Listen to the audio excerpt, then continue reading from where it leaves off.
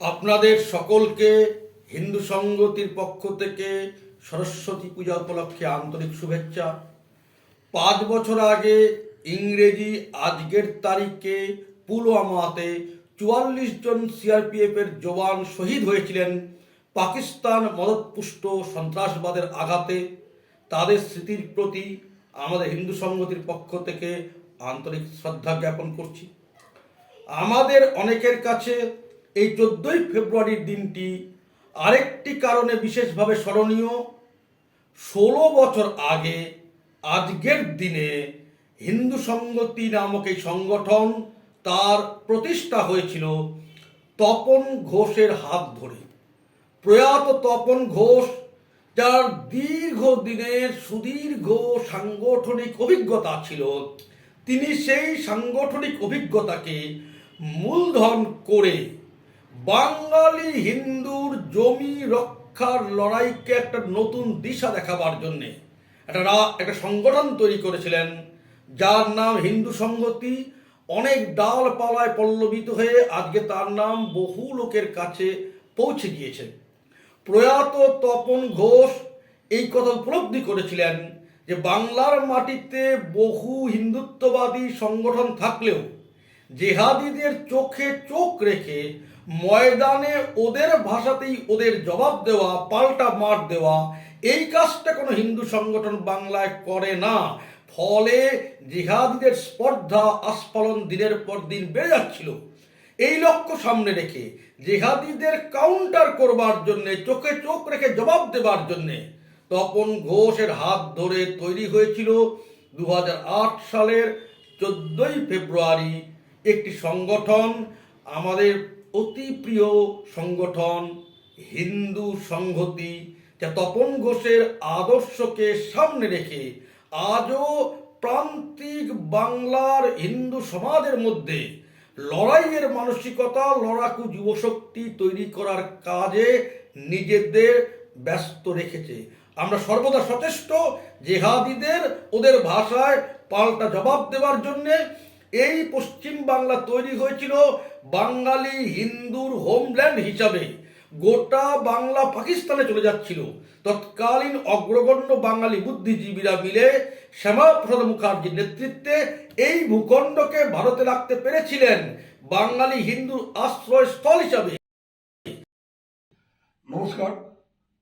আজ 14ই ফেব্রুয়ারি বাঙালির ইতিহাসে, বিশেষ করে বাঙালি হিন্দুর ইতিহাসে এক বিশেষ তাৎপর্যপূর্ণ দিন। কারণ আজকের দিনে 2008 সালে কলকাতায় ভারত সভা হলে তপন ঘোষের নেতৃত্বে হিন্দু সংগতি প্রতিষ্ঠা হয়েছিল। হিন্দু সংগতি সেই প্রতিষ্ঠার দিনে ওখানে উপস্থিত ছিলেন স্বামী প্রদীপ্তানন্দ মহারাজ এবং রাষ্ট্রীয় স্বয়ংসেবক সংঘের প্রান্ত প্রচারক কেশব দীক্ষিত, যাকে আমরা কেশবজি বলেই আমাদের মার কাছে শ্রদ্ধা এবং সম্মান দিয়ে রাখি। ওই ভারত সভা হলে তপন ঘোষ যে দাবি করেছিলেন সেটা হচ্ছে এই, যে বাঙালি হিন্দু প্রতিবাদ করে কিন্তু প্রতিরোধ করতে পারে না, প্রতিশোধ নিতে পারে না। এই প্রতিশোধ এবং প্রতিরোধ এর জন্য যারা বাঙালি হিন্দুকে সেদিন আলো দেখিয়েছিলেন, পথ দেখিয়েছিলেন, তপন ঘোষ নিজে থেকে তাদের খুঁজে বের করতে চেষ্টা করেছিলেন। তার সবচেয়ে বড় পাওনা আমাদের গোপাল পাঠা বা গোপাল মুখার্জি। পরবর্তীকালে ইংল্যান্ডের একজন ঐতিহাসিক এটা নিয়ে রিসার্চ করেছেন এবং তার রিসার্চ পেপারও তিনি সাবমিট করেছেন। এই গোপাল পাঠা, গোপাল মুখার্জি বা আরো যারা প্রতিবাদকে ছেড়েও প্রতিরোধ এবং প্রতিশোধের এক আঙ্গিকে বাঙালি হিন্দুকে নতুন করে উজ্জীবিত করতে পেরেছে, সেই উজ্জীবিতর দিন আজ 14ই ফেব্রুয়ারি, যখন পশ্চিমবঙ্গের সমস্ত বাঙালি হিন্দুর কাছে বার্তা গেছে, প্রয়োজনে প্রতিবাদ শুধু নয়, প্রতিরোধ করো, প্রতিশোধ করো, যেটা অনেকদিন আগে 50-এর দশকে ডক্টর শ্যামাপ্রসাদ মুখার্জি বলে গিয়েছিলেন।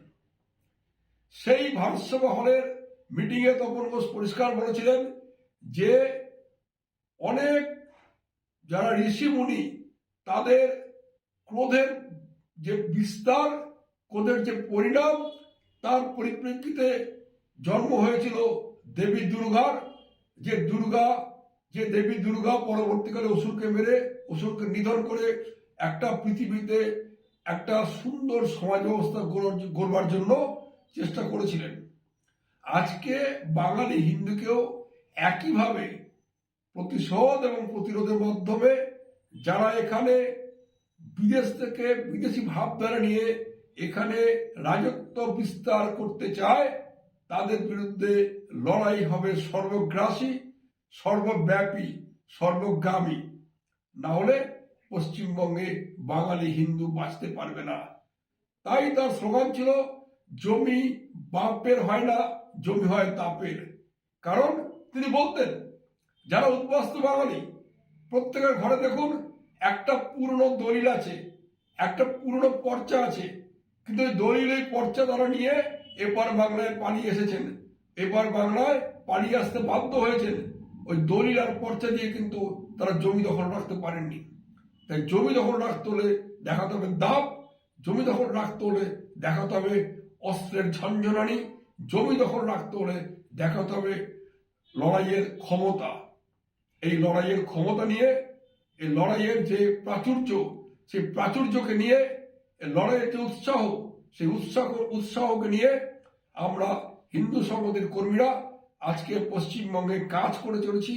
বিভিন্ন বিপদের সম্মুখীন হচ্ছি, কোর্টে যাচ্ছি, জেলে যাচ্ছি, পুলিশ ধরছে, কিন্তু আমরা যে মন্ত্রে উজ্জীবিত হয়েছিলাম, প্রয়োজনে প্রতিশোধ দাও, প্রয়োজনে প্রতিরোধ করো, সেই প্রতিশোধের যে আগুন আমাদের মধ্যে তপন ঘোষ চালিয়ে দিয়ে গিয়েছিলেন 14ই ফেব্রুয়ারি হিন্দু সংগঠন প্রতিষ্ঠার মাধ্যমে, আমরা সেই কাজকে এগিয়ে নিয়ে যাচ্ছি। আপনাদের আশীর্বাদ, আপনাদের সহযোগিতা চাই। জয় মা কালী, জয় শ্রীরাম।